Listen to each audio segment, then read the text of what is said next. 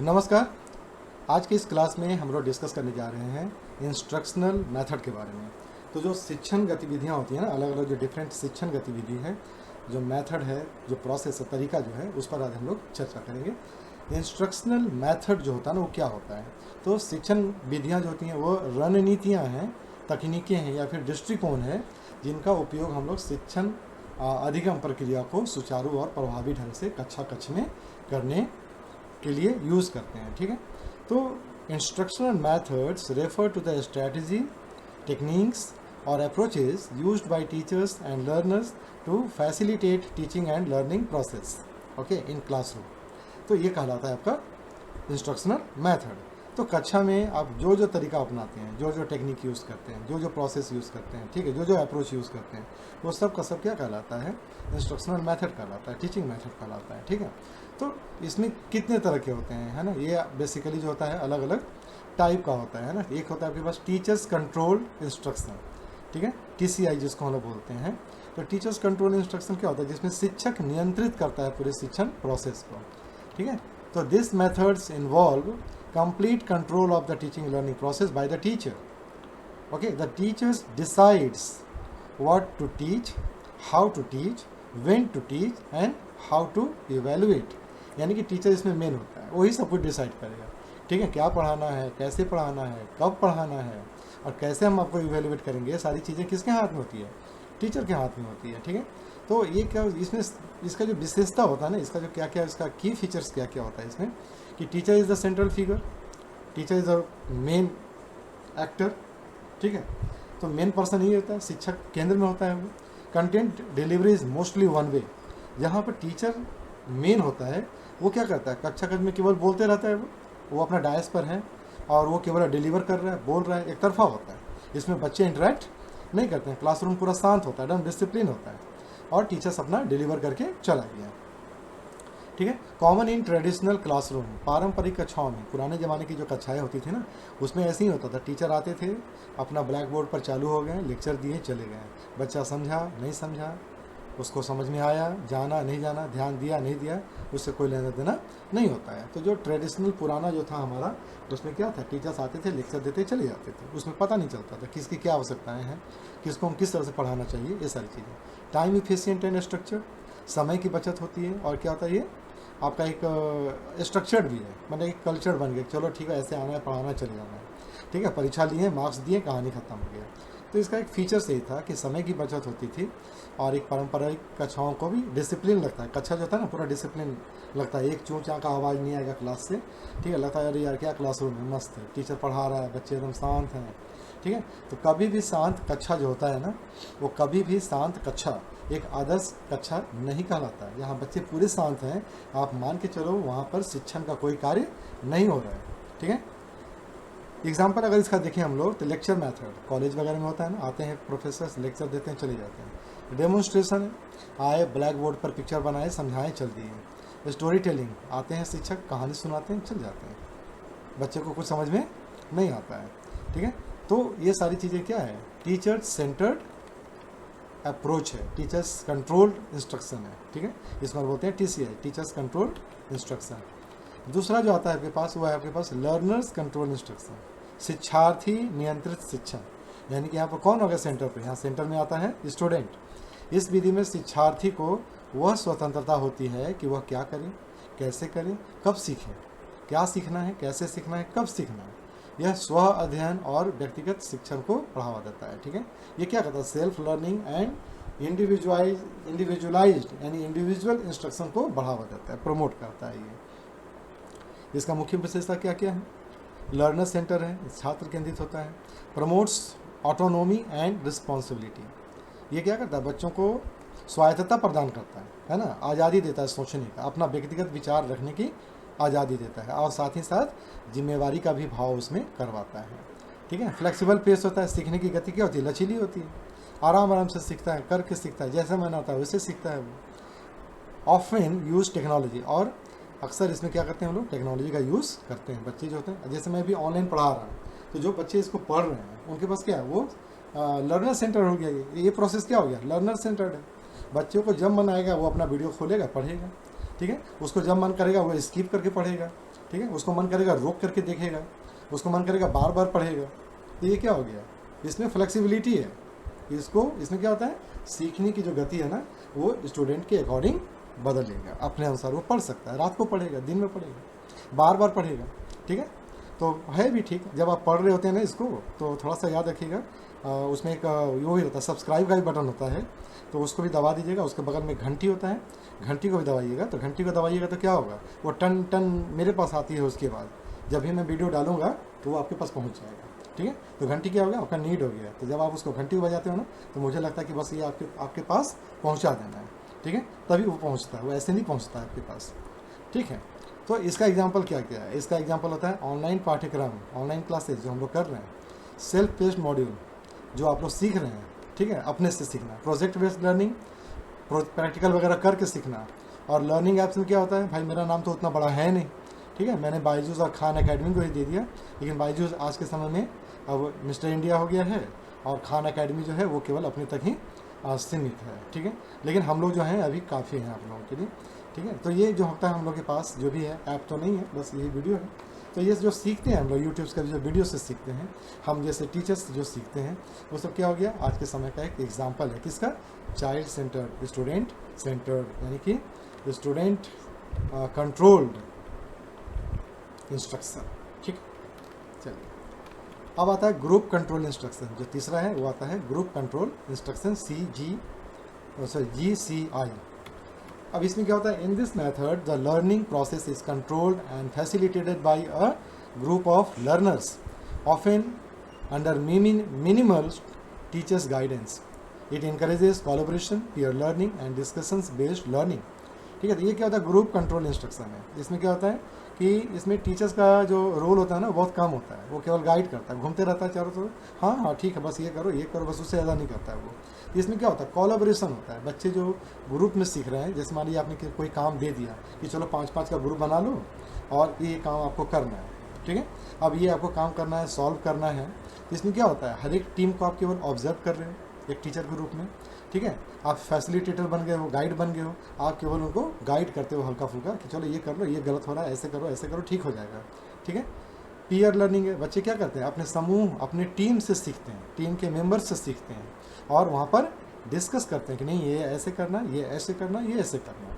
तो ये इसको हम लोग बोलते हैं ग्रुप कंट्रोल इंस्ट्रक्शन, ठीक है। इसका मेन विशेषता क्या है, पीयर इंटरेक्शन एंड कोलैबोरेशन होता है इसमें। पीयर का मतलब क्या होता है, समूह, दोस्तों का समूह। अगर 5 दोस्त एक साथ पढ़ रहे हैं तो पांचों क्या कहलाएंगे, पीयर कहलाएंगे। Develops team work and communication, उनमें टीम वर्क बनता है, टीम की भावना आती है, और कम्युनिकेशन बढ़ता है, संवाद बढ़ता है। एक्टिव पार्टिसिपेशन, उसमें सभी बच्चे एक्टिव होते हैं, क्यों, क्योंकि उसमें कोई सुपीरियर नहीं है, सब इक्वल होते हैं, और जब इक्वल होते हैं तो सक्रिय भागीदारी हो जाती है उनकी। लेस टीचर इंटरवेंशन, हस्तक्षेप नहीं रहता है, टीचर का उसमें कोई रोल नहीं रहता है, बस कहीं आपको दिक्कत हो रहा है तो आप बुला करके पूछ लेते हो, बाकी टीचर उसमें कुछ करता नहीं है। एग्जाम्पल क्या होता है, ग्रुप डिस्कशन, समूह चर्चा, रोल प्ले, है ना एक्सक्यूज मी। ब्रेनस्टॉर्मिंग, विचार विमर्श करते हैं, पीयर टीचिंग है, ठीक है। सहपाठी को ही बोलते हैं जाओ तुम ही पढ़ा लो आज क्लास में, ठीक है, समझ में आ गया जाओ पढ़ा दो आज।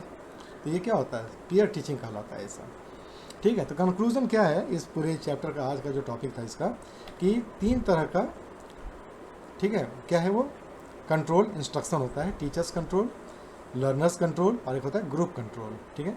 तो कंटेंट डिलीवर होता है टीचर्स वाले में, लर्नर्स वाले में सेल्फ लर्निंग है, और ग्रुप वाले में ग्रुप कोलैबोरेशन है, ठीक है। अब कंट्रोल कौन करता है, टीचर्स वाले में टीचर करता है, स्टूडेंट वाले में स्टूडेंट करता है, ग्रुप वाले में पीयर ग्रुप करता है। और किसके लिए सूटेबल होता है, तीनों अलग अलग के लिए। जो बिगिनर्स होता है ना, जो बच्चे लोग होते हैं ना, छोटे छोटे बच्चे लोग, प्ले ग्रुप वाले होते हैं, 1 2 3 4 5 तक, ठीक है, 5 तक के जो बच्चे हैं, तो 5 के बच्चों को भी आजकल हम लोग ग्रुप ये में डाल सकते हैं, ग्रुप एक्टिविटीज़ वगैरह में। तो 1 2 के जो बच्चे होते हैं ना, 1 2 3 के जो बच्चे होते हैं, उन बिगिनर्स होते हैं, और उनके लिए टीचर्स कंट्रोल ही चाहिए होता है, ठीक है, और लार्ज ग्रुप होता है उनका। और लर्नर्स कंट्रोल में एडवांस जो बच्चे होते हैं, मोटिवेटेड बच्चे जो हैं, उनको पता है कि हमको जब ऑनलाइन क्लास करना है तो यूट्यूब पर पिक्चर नहीं देखना है, गाने नहीं सुनने हैं, हमें अपने क्लास को करना है, यानी कि वो इतना कंट्रोल है, ठीक है। तो वैसे बच्चों के लिए, वैसे लर्नर्स के लिए आपका लर्नर्स कंट्रोल इंस्ट्रक्शन होता है। और ग्रुप वाले के लिए क्या होता है, स्किल डेवलपमेंट है, इंटरेक्टिव लर्निंग है जहाँ पर अपना स्किल डेवलप करना हो, ठीक है, फुटबॉल खेल रहे हैं, क्रिकेट खेल रहे हैं, है ना, और कुछ बना रहे हैं, साइंस एक्सपेरिमेंट कर रहे हैं, तो ऐसे के लिए group activities. Skill and competencies क्या कहा जाता है, तो ये हम लोग को समझ में आ गया कि जो लर्निंग प्रोसेस होता है वो कैसे इसमें चलता है। अब नेक्स्ट जो आता है वो आता है स्किल एंड कॉम्पिटेंसीज, कौशल और दक्षताएँ। कौशल का मतलब क्या होता है? कौशल ऐसा अधिगम योग्य व्यवहार है जो किसी कार्य को प्रभावी ढंग से करने में मदद करता है, ठीक है। और कॉम्पिटेंसी क्या होता है? में ज्ञान, कौशल, दृष्टिकोण और मूल्य का समावेश होता है। कॉम्पिटेंसी यानी कि हम सक्षम हैं किस चीज़ के लिए, मेरे अंदर उसका ज्ञान है, नॉलेज है, हम स्किल्ड हैं, मेरे पास एक दृष्टिकोण है अपना, क्या है हमारे पास, एक एटीट्यूड है हमारे पास, है ना, और हमारे पास मूल्य है, ये सभी चीज़ मेरे पास हैं। तो ये क्या कहता है, आपके पास दक्षता आ गई, ठीक है। जानना और दक्ष होना दोनों में अंतर होता है, ठीक है। तो जो किसी भी कार्य को दक्षता से पूरा करने में सहायता करता है, यानी कि आप कंप्लीट उसको अच्छी तरह से कर पाते हो। तो skills are learner's ability to perform task effectively. Competencies combined knowledge, skills, attitudes and value to perform a job successfully, ठीक है। अब कितने तरह का कौशल होता है, टाइप्स ऑफ स्किल कितना होता है? कॉग्निटिव स्किल, संज्ञानात्मक कौशल। अब संज्ञानात्मक कौशल जो होता है उसमें क्या होता है, समस्या का समाधान, प्रॉब्लम सॉल्विंग होता है, क्रिटिकल थिंकिंग, डिसीजन मेकिंग। तो ये तीन जो होते हैं इसमें बोलते हैं कॉग्निटिव स्किल बोलते हैं, ठीक है। प्रॉब्लम सॉल्विंग स्किल यानी अगर मान लीजिए कि कोई प्रॉब्लम है आपके पास, उसको आप कैसे सॉल्व करते हो। सिंपल सा एक एग्जाम्पल मैं आपको दूँ, फुटबॉल मैच हो रहा है, फुटबॉल की टीम है और आपको कैप्टन बना दिया गया फुटबॉल टीम का, ठीक है। अब आपको कैप्टन बना दिया गया है यहाँ पर, लेकिन आपकी टीम का ही कुछ 2-3 मेंबर ऐसे भी हैं ना जिनको लगता है कि नहीं उसको कैसे कैप्टन बनाया, मुझे कैप्टन बनाना चाहिए था। अब ये क्या होगा, यहाँ पर कॉन्फ्लिक्ट होगा। बोलेगा अच्छा बाबू तुम खेलना, हम बताते हैं तुमको, है। और जब फुटबॉल खेलिएगा तो वो अपने गोल की पोस्ट में ही गोल मार देगा, ठीक है, और उसका सॉरी बोल के निकल जाएगा। तो ये क्या होता है, तो ये इस तरह की प्रॉब्लम्स को आप कैसे सॉल्व करोगे। तो इस तरह आपके पास क्या होना चाहिए, उस तरह का कौशल होना चाहिए कि इस तरह की समस्याओं से आप निकल सको। तो जो प्रॉब्लम सॉल्विंग स्किल होता है वो इसमें होता है, क्रिटिकल थिंकिंग, आलोचनात्मक चिंतन होता है। हर चीज़ के लिए आपको क्रिटिकल यानी कि क्रिटिसाइज करके, नहीं ऐसा होगा तो कैसा होगा, इन सब सारी चीज़ों पर चलता है। कम्युनिकेशन स्किल, संचार कौशल। संचार कौशल क्या करता है, वर्बल नॉन वर्बल, ठीक है, कम्युनिकेट करना आपको सिखाता है। वर्बल मौखिक और नॉन वर्बल जो कि इशारों वगैरह से किया जाता है ना, जेस्चर होता है, आई कांटेक्ट होता है, हैंड मूवमेंट जिसको हम बोलते हैं जेस्चर हो गया, ये सारी चीज़ों से जो हम लोग करते हैं उसको हम लोग बोलते हैं नॉन वर्बल। तो ये दोनों कम्युनिकेशन स्किल को ये सिखाता है ना। लिसनिंग स्किल, सुनने की क्षमता। सुनने की क्षमता सबसे बड़ी क्षमता होती है, ठीक है। एक अच्छा वक्ता होने के लिए आपको एक अच्छा श्रोता भी होना चाहिए, है ना, लिसनर भी होना चाहिए। क्लियरिटी इन एक्सप्रेशन, अभिव्यक्ति में स्पष्टता होनी चाहिए। आप जो कुछ भी एक्सप्रेस कर रहे हो उसमें आपका क्लियर होना चाहिए, कोई हिडन नहीं होना चाहिए, एकदम क्लियर स्पष्ट है, ठीक है। ये सारी चीज़ आती है कम्युनिकेशन स्किल। टीचिंग स्किल क्या होता है, लेसन प्लान। जब आप टीचर हो, अगर आप पढ़ाने जा रहे हो तो आपके पास ये पता होना चाहिए कि हमको आज पढ़ाना क्या है, लेसन प्लान आपका क्या है। क्वेश्चनिंग टेक्निक्स, उस लेसन प्लान के अकॉर्डिंग क्या क्या क्वेश्चन पूछा जा सकता है और हम कैसे उसको पूछेंगे, ठीक है। ऑरल भी हो सकता है, रिटन भी हो सकता है, ठीक है। यूजेस ऑफ टीचिंग एड्स, हम अपने टीचिंग स्किल यानी जो मेरा प्लान है, लेसन प्लान है, उसको हम इफेक्टिवली किस प्रकार से दे सकते हैं और उसके लिए हम लोग कौन कौन सा सामग्री यूज़ करेंगे। ब्लैक बोर्ड यूज़ करेंगे, स्मार्ट बोर्ड यूज़ करेंगे, ठीक है, या फिर ऑडियो विजुअल यूज़ करेंगे, क्या यूज़ करेंगे। तो आप अपने इन सब चीज़ों को यूज़ करके आप अपने शिक्षण कला को और प्रभावी बना सकते हैं। क्लासरूम मैनेजमेंट स्किल, क्लास ये तो सबसे डिफ़िकल्ट ये होता है टीचर के लिए, कक्ष का प्रबंधन। तो क्लासरूम मैनेजमेंट स्किल क्या होता है, time management, discipline strategy, student engagement. ये सबसे टफ काम ये होता है, ये आना चाहिए हर एक टीचर्स को, ये आना चाहिए कि टाइम मैनेजमेंट आप कैसे करते हो। 40 मिनट आपको मिलता है क्लास में जाने के लिए, तो 40 मिनट के क्लास में आप जब जाओगे ना तो बच्चे तो हल्ला करते रहते हैं, उनको कैसे शांत करना है, तुरंत अपने टॉपिक पर लाना है और प्रीवियस पहले पुराने क्लास की सारी चीज़ों को रिकैप कर लेना है। रिकैप करने के बाद आपको अपना लेसन प्लान के अनुसार ही आज का डिलीवर भी करना है आपको मटेरियल, ठीक है। और डिलीवर करने के बाद क्या करना है, लास्ट में जाते जाते रिवाइज भी करना है और प्लस असेसमेंट भी करना है। तो वो सारे के सारे काम आप टाइम मैनेजमेंट जब आपका अच्छा रहेगा तभी होगा। ये तो पता चला कि क्लास में गए हैं और कहानी सुनाते सुनाते आज का क्लास ख़त्म हो गया, पता चला कि आज का जो लेसन प्लान था वो रखा रह गया, कल के लिए पेंडिंग हो गया। तो ये ये भी एक स्किल होता है क्लासरूम मैनेजमेंट, कि आपको क्लास से भटकना नहीं है। डिसिप्लिन स्ट्रैटेजी, क्लास में अनुशासन कैसे बनेगा?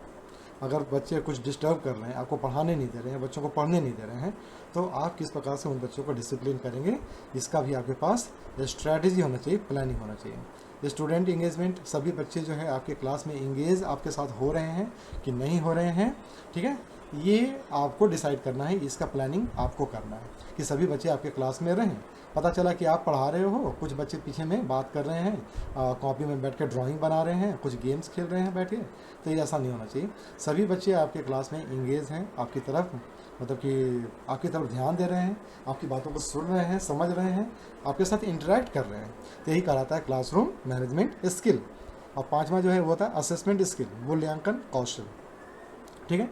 डिज़ाइनिंग टेस्ट पेपर, किस प्रकार से आप प्रश्न पत्र तैयार करते हो, तो जो आपने पढ़ाया है उसके अकॉर्डिंग आपको क्वेश्चन पेपर तैयार करते हैं आप, ये भी आपके पास कौशल होना चाहिए कि आप किस प्रकार से मार्क्स डिस्ट्रीब्यूशन कर रहे हैं आप, है ना। वेरी शॉर्ट क्वेश्चन कितना है, शॉर्ट आंसर क्वेश्चन कितना है, ठीक है, लॉन्ग आंसर क्वेश्चन कितना है, केस स्टडी बेस्ड क्वेश्चन कितना है, इन सभी चीज़ों को आप जो है करिकुलम के अनुसार तैयार करते हैं। फॉर्मेटिव एंड समेटिव इवैल्यूएशन करना, असेसमेंट करना बच्चों का, ये भी आपका काम होता है कि हर क्लास के बाद एक हम लोग फॉर्मेटिव असेसमेंट करते हैं और छमाही या फिर एनुअल हम लोग समेटिव असेसमेंट करते हैं, ठीक है। तो ये आपके पास था एक, इसको हम लोग बोलते हैं स्किल एंड कॉम्पिटेंस, यानी कि आपके पास टीचिंग स्किल किस किस तरह का स्किल होना चाहिए एक टीचर के रूप में। टीचर्स कॉम्पिटेंसीज, अब टीचर्स का दक्षता क्या आता है, कहाँ कॉम्पिटेंस है। A good teacher should have the following competencies, एक अच्छे टीचर में ये सारे गुण होने चाहिए। कौन कौन से गुण होने चाहिए? पैडागॉगिकल कॉम्पिटेंस, आपको शिक्षण विधियों की जानकारी होनी चाहिए। पैडागॉगी आपके नस नस में होना चाहिए, उसका एक एक सूत्र, उसका एक एक थ्योरी आपको पता होना चाहिए, जिसको कि आपको इम्प्लीमेंट करना होता है क्लास में। सब्जेक्ट नॉलेज, आपको अपने सब्जेक्ट पर पकड़ होनी चाहिए, आप जो सब्जेक्ट के टीचर हो उसमें आपकी मास्टरी होनी चाहिए, ठीक है। टेक्नोलॉजी इंटीग्रेशन, आप समय के साथ किस प्रकार से अपने शिक्षण कार्य में टेक्नोलॉजी का यूज़ कर पाएंगे, ये भी आपको जानना चाहिए, जिससे क्या होगा, आपका क्लासरूम मैनेजमेंट भी होगा और आपका क्लास बहुत आसान हो जाएगा। इंक्लूसिव एजुकेशन प्रैक्टिस, समावेशी शिक्षा की समझ होनी चाहिए, हर बच्चे को शिक्षा मिले, हर बच्चे तक आपका जो मटेरियल है ना, टीचिंग आपका जो क्या बोलते हैं, जो आप देना चाह रहे हो बच्चों को, वो पहुँचे, ये आपका सोच होना चाहिए, ऐसी समझ आपकी होनी चाहिए, ठीक है। प्रोफेशनल एथिक्स, व्यावसायिक यानी कि प्रोफेशनल आपके पास नैतिकता होनी चाहिए। आप टीचर हो, आपका काम है पढ़ाना, आपका काम स्टोरी टेलिंग का नहीं है क्लास में, ठीक है। तो ऐसा भी नहीं होना चाहिए कि आप डेली क्लास में जाते हो, चुपचाप कहानी सुनाकर चले जाते हो। प्रोफेशनल टीचर्स के रूप में आपका ये वर्क एथिक है, आपका ये जॉब एथिक है, क्या आप जिस काम के लिए गए हो समय पर आपका करिकुलम के अनुसार आपका जो लेसन प्लान है वो डिलीवर होना चाहिए, बच्चों को जो मिलना चाहिए वो मिलना चाहिए। हमें अपने सिलेबस से, अपने लेसन प्लान से भटकना नहीं है। तो ये क्या होता है, प्रोफेशनल एथिक आपको अपने अंदर में रखना चाहिए, जिसकी कमी आज के समय में देखी जा रही है, बहुत ज़्यादा देखी जा रही है। हम लोग थोड़ा सा प्रोफेशनल होते चले जा रहे हैं, बहुत ज़्यादा प्रोफेशनल हो गए हैं, ठीक है। हमारे लिए आज के समय में स्टूडेंट जो है ना, वो एक ATM मशीन से ज़्यादा कुछ नहीं है। स्टूडेंट तो मैं तो भाई इन सब चीज़ों में नहीं हूँ, इन सब चीज़ों को देख करके दुख होता है, तभी मुझे इसमें आना पड़ता है। तो मुझे लगता है कि बहुत अच्छा चीज़ नहीं होता, तो प्रोफेशनल एथिक होना चाहिए, ठीक है। आप बस केवल आप ATM मत समझो उसको, और आप उसको केवल ये मत करो कि मैं करवा दूंगा, है ना। आप केवल पढ़ाओ, देखो पढ़ाना आपका काम होता है, जितना अच्छा आप दे रहे हो ना, आप बच्चे अपना कर लेंगे, जितना लेंगे वो कर लेंगे वो। तो मीन्स ऑफ इंस्ट्रक्शनल डिलीवरी क्या होता है, शिक्षण संप्रेषण का साधन क्या क्या है, ठीक है। तो शिक्षण संप्रेषण का साधन क्या होता है, विभिन्न माध्यम होता है, उपकरण होता है, प्रोसेस होता है, जिसके साथ क्या होता है, शिक्षक जो होता है ना, ज्ञान प्रदान करता है, दिया जाता है, ठीक है, और हम लोग लर्निंग प्रोसेस को ईजी बनाते हैं। तो टाइप्स ऑफ इंस्ट्रक्शन डिलीवरी का क्या क्या माध्यम है, प्रकार क्या होता है। ट्रेडिशनल है, पुराने ज़माने वाले जो चलते आ रहा शुरू से, क्या होता है, चौक एंड ब्लैक बोर्ड है। ब्लैक बोर्ड है, चौक है, तो वो तो मैंने भी देखा, मेरे पिताजी ने भी देखा, ठीक है। तो टेक्स्ट बुक है, किताबें हैं, और ऑरल लेक्चर है, ये ट्रेडिशनल है। टेक्नोलॉजिकल मीन्स क्या क्या, स्मार्ट बोर्ड है, पावर पॉइंट प्रेजेंटेशन है, एजुकेशनल ऐप है अलग अलग, लर्निंग मैनेजमेंट सिस्टम है, LMS सिस्टम है, जैसे कि गूगल क्लासरूम होता है, मूडल होता है, ठीक है, जूम भी है, ये सब सारी चीज़ें, यूट्यूब्स है, ये सारी चीज़ें क्या होता है, लर्निंग प्लेटफॉर्म है। तो टेक्नोलॉजिकल स्पिन्स आता है, यूट्यूब भी है, अलग अलग लर्निंग प्लेटफॉर्म्स हैं जो अपना पढ़ाते हैं, ठीक है। और एक तीसरा भी होता है जिसमें हम बोलते हैं ब्लेंडेड मतलब मिला हुआ, मिक्स, ठीक है, combination of face to face teaching with online learning. इसमें क्या होता है कि फेस टू फेस हम लोग पढ़ाते भी हैं, साथ ही साथ पीछे एक स्मार्ट बोर्ड लगा हुआ है जिसमें हम लोग टेक्नोलॉजी का भी यूज़ करते हैं, और उसके थ्रू भी हम लोग जो डिफ़िकल्ट जो पिक्चर होता है ना, जैसे हार्ट का पूरा फंक्शन समझाना, ठीक है, तो ये सब सारी चीज़ें हम लोग वहाँ पर बच्चों को दिखाते हैं। तो इसको हम लोग बोलते हैं ब्लेंडेड लर्निंग मेथड्स, ठीक है। एक्टिविटी बेस्ड डिलीवरी है, एक्टिविटी बेस्ड जो होता है जिसमें ग्रुप वर्क देते हैं, प्रोजेक्ट वर्क दे देते हैं, एक्सपेरिमेंटल दे देते हैं, ठीक है। ऑडियो विजुअल एड्स हैं, बच्चों को वीडियो दिखाते हैं, एनिमेशन दिखाते हैं, चार्ट दिखाते हैं, फ्लैश बोर्ड होता है, फ्लैश कार्ड होता है, ये सारी चीज़ें हैं। इनहेंस मेमोरी एंड मोटिवेशन, हम लोग बच्चों को मोटिवेट करते हैं, ठीक है, उनको हम लोग बार बार मोटिवेट करते हैं, उनको समझाते हैं और उनको हम लोग सही रास्ते पर यानी कि ट्रैक पर उनको रखे रहते हैं। तो मोटिवेशन बहुत ज़रूरी चीज़ होता है, मोटिवेशन ज़रूरी भी है, ठीक है। सिलेक्शन ऑफ इंस्ट्रक्शनल मीन्स, अब हम लोग कैसे सेलेक्ट करते हैं अपने अलग अलग साधनों को, ठीक है। लर्नर्स नीड, बच्चों को क्या आवश्यकता है उसके आधार पर हम लोग चूज़ करेंगे अलग अलग मेथड को, ठीक है, सामग्री को। सब्जेक्ट नेचर क्या है, कौन सा सब्जेक्ट पढ़ा रहे हैं हम लोग, उसके लिए हमें अलग अलग ऐड यूज़ करना पड़ता है। रिसोर्स अवेलेबल, आपके पास क्या क्या उपलब्ध है। टीचर्स स्किल, शिक्षक उसमें दक्ष है या नहीं है। अगर मान लीजिए कि आप स्मार्ट बोर्ड चलाना नहीं जानते हैं और आप उस पर काम करना शुरू करें तो आपका क्या होगा, सारा टाइम चला जाएगा उस पर, आपको ऑपरेट करने में ही चला जाएगा, ठीक है। तो आपका उस दिन का कक्षा क्या हो जाएगा, बेकार चला जाता है। तो आपके अंदर में वही स्किल भी होना चाहिए। अगर स्किल नहीं है तो हम लोग उसको सीखते हैं, ठीक है, कक्षा के बाद में, कक्षा में नहीं सीखना है, क्लास के बाद सीखना है, ठीक है।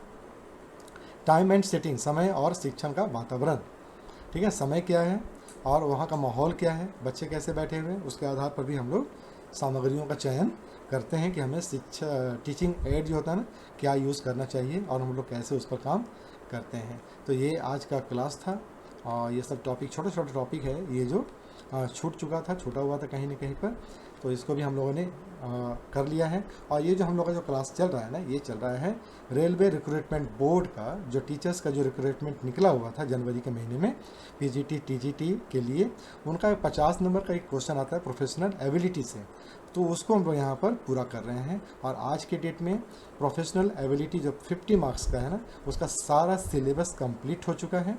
सारे वीडियोस जो है वो आपको डाला हुआ है मेरे यूट्यूब चैनल पर, आप उसको देखिए, समझिए। नहीं समझ में आता है आप कमेंट बॉक्स में ज़रूर लिखिए और डिस्कस कीजिए। इंटरैक्टिव क्लासरूम से ही एक अच्छा लर्निंग प्रोसेस कंप्लीट होता है। तो इंटरैक्टिव बनिए, आप भी लिखिए, मैं भी देखूंगा, मैं भी लिखूं, तो बातचीत होना चाहिए, बातचीत से ही सब कुछ संभव है, ठीक है। तो आज के लिए हम लोग बस इतने ही रखते हैं। और मेरा जो दूसरा क्लास जो शुरू हो रहा है ना केंद्रीय विद्यालय के लिए, जो हमारा पेडागोजिकल जो क्लास है, उसमें भी अलग अलग है। 60 मार्क्स का आपके पास एजुकेशनल ये से आ रहा है, क्वेश्चन आ रहा है, ठीक है, टीचिंग एबिलिटी से क्वेश्चन आ रहा है, ठीक है, कहीं पर 40 मार्क्स का भी आ रहा है, कहीं पर आपके पास 100 मार्क्स का भी, तो अलग अलग उसका है। तो उसमें लगभग टीजीटी पीजीटी और पीआरटी तीनों का सिलेबस सेम है, तो उसको भी शुरू कर रहे हैं। तो मुझे उम्मीद है कि आपको ये क्लास अच्छा लगा होगा। और जब आप इसको लगातार देखेंगे तो मेरा एक रिक्वेस्ट है आप लोग से कि अगर आप लोग वीडियो देखते हैं ना तो पूरा लगातार एक बार देख जाइए। इससे क्या होगा ना कि आपको कन्फ्यूज़न नहीं होगा और आपको क्लियरिटी मिल जाएगी, उसमें पूरे के पूरे टॉपिक में आपको क्लियरिटी मिल जाती है, ठीक है। अगर मान लीजिए कि आप अलग अलग वीडियोज़ आप देखते हो ना, अलग अलग लोगों का वीडियो देखते हो, तो आपको क्या होगा ना कि आपको उसको समझने में टाइम लग जाएगा, ठीक है, उसके सिखाने की जो मेथड है ना उसको समझने में आपको टाइम चला जाएगा। तो आप एक एक करके पूरा देखो, यानी कि पूरा कंप्लीट कर लेना चाहिए।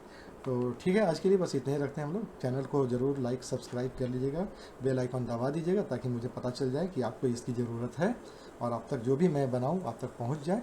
तब तक के लिए नमस्कार।